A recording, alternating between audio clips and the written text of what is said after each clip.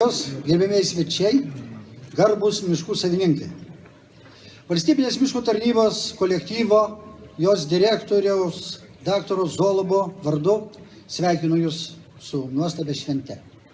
Linkiu visiems geros sveikatos, Jums, šeimos nariams, taip pat neprarasti noro dirbti, kad ir kokios sąlygos spaustų, orai, valdžia ar kiti negalavimai.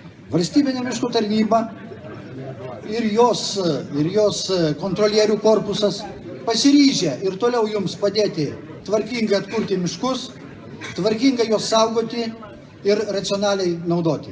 Ir mes tikimės, kad apibendrinę savo jėgas, sujungę jėgas, mums negadins, nei Jums, nei mums negadins nuotaikos tie smulkūs šaukšteliai, kurie dar deguto, kurie dar atsiranda Jūsų valdomose miškuose.